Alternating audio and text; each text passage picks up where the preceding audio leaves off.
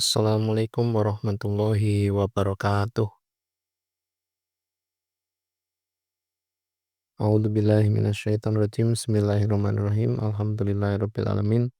Asyhadu an la ilaha illallah wa asyhadu anna Muhammadar Rasulullah sallallahu alaihi wasallam wa ala alihi washabihi amma ba'du. Halaman 6 Kitabut Thaharah.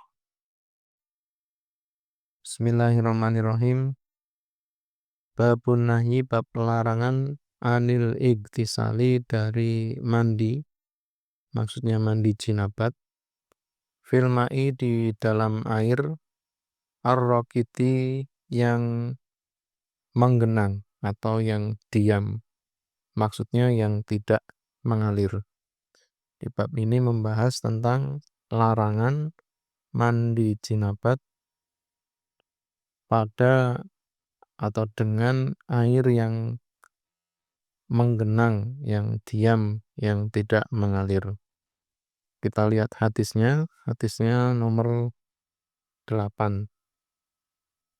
Wa hadatsana Harun bin Sa'idin al-Ailiyu wa Abu Thahir wa Ahmad bin Isa jami'an, kesemuanya ani bin Wahbin. Qala berkata siapa Ibnu Wahbin? Qala berkata siapa Harun? Hadatsana Ibnu Wahbin akhbarani Amr bin al-Harits an Bukair bin al-Asyajji an Abbas Sa'ibi, sesungguhnya Abu Sa'ib yaitu Maula Hisham, bekas budaknya Hisham bin Zuhrah, iku hadatsa bercerita dia Abu Sa'ib hu pada Bukair, anau sungguhnya Abu Sa'ib sami'an mendengar dia Abu Hurairah pada Abu Hurairah, yaqulu berkata siapa Abu Hurairah. Qala bersabda siapa Rasulullah sallallahu alaihi wasallam. Rasulullah bersabda, la yattasil, janganlah mandi, maksudnya mandi jinabat, siapa ahadukum, salah satu kamu sekalian. Ini tidak boleh mandi dengan cara jebur, nyemplung, fil ma'id daimi, di dalam air yang diam, atau yang menggenang, yang tidak mengalir. Wawa, sedangkan dia iku junubun, orang yang sedang junub, keadaan junub atau menanggung junub. Rasul bersabda, salah satu kalian janganlah mandi jinabat di air yang diam, yang menggenang, yang tidak mengalir, padahal dia sedang keadaan junub. Faqala, lu berkata siapa Abu Sa'ib, kaifa, bagaimana, yaf'alu, akan berbuat dia ahad, ya Abu Hurairah, wahai Abu Hurairah. Hei Abu Hurairah, nah ini Abu Sa'id bertanya, kalau enggak boleh mandi dengan cara langsung nyemplung, langsung jebur, ya langsung masuk ke dalam air yang menggenang, yang tidak mengalir itu, terus caranya bagaimana dong? Qala, berkata siapa Abu Hurairah, ya caranya ya tanawalu, menyawuk dia ahad hu pada akhir, tanawulan dengan sungguh menyawuk atau meraih. Ya, caranya ya dengan menyawuk atau meraihnya dengan sungguh meraih. Penjelasannya, ini kalau airnya sedikit, artinya di bawah 2 kulah, maka hukumnya haram. Kalau airnya 2 kulah atau lebih, atau airnya banyak, lebih dari 2 kulah, maka hukumnya makruh atau dibenci karena tidak punya adab.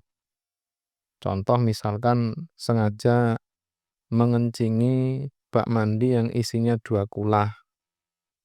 Seperti itu ya namanya tidak punya adab. sengaja mengencingi. Kalau airnya mengalir, tidak apa-apa, seperti berendam di sungai atau tempat khusus berendam seperti kolam renang atau bathtub. Nah, namun caranya ya tetap disucikan dulu sebelum masuk. Larangan ini karena dikhawatirkan zakarnya masih ada sisa atau bekas mani. Kalau nyemplung di dalam tempat yang menggenang itu tadi, air yang menggenang tadi, maka akan menjadikan airnya bisa kotor dan jijik bagi orang yang akan mandi berikutnya. Atau dikhawatirkan zakarnya terkena madhi yang hukumnya najis.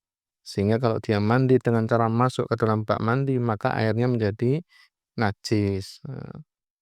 Kemudian maksud dari yatanawaluhu tanawulan ini adalah ya seharusnya orang itu mengambil cawuan demi cawuan, sedikit demi sedikit.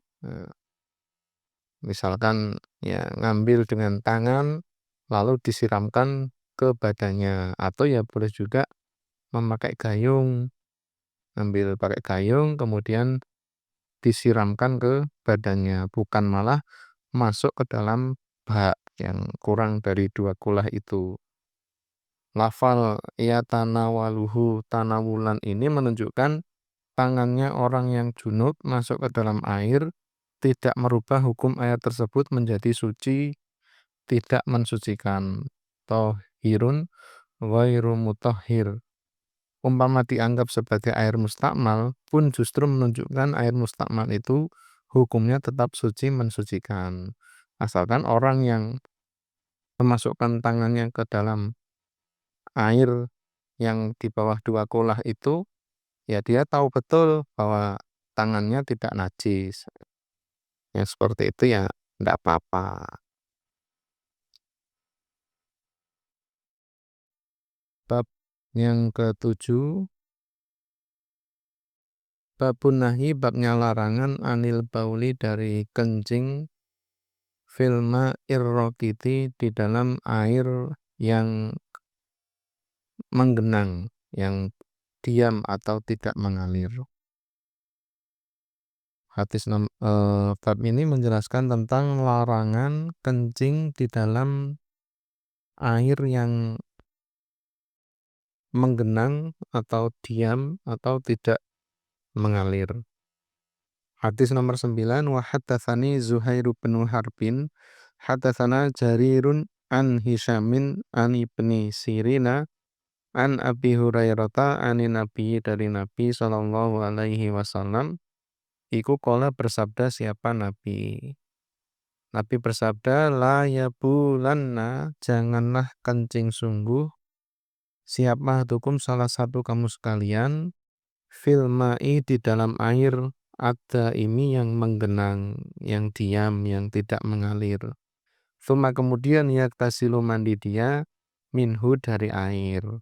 Nabi bersabda, janganlah sungguh salah satu kalian kencing di dalam air yang menggenang, dalam bak air yang menggenang, yang tidak mengalir. Nah, kemudian di situ kencing di situ, lalu mandi juga di situ.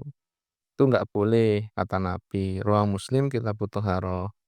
Penjelasannya, larangan ini bisa menjadi haram atau makruh tergantung dengan jumlah airnya.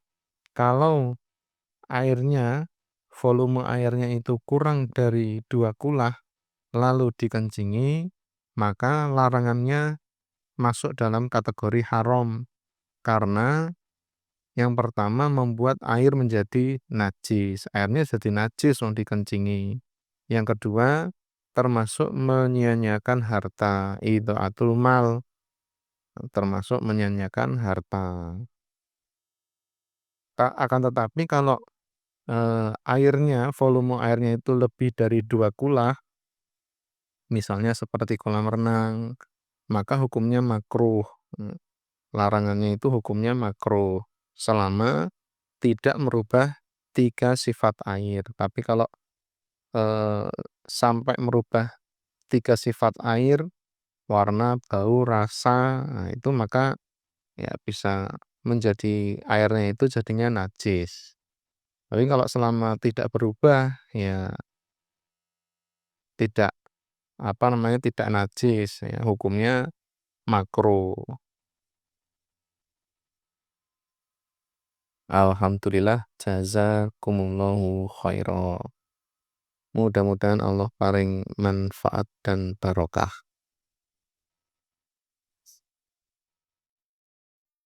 Assalamualaikum warahmatullahi wabarakatuh.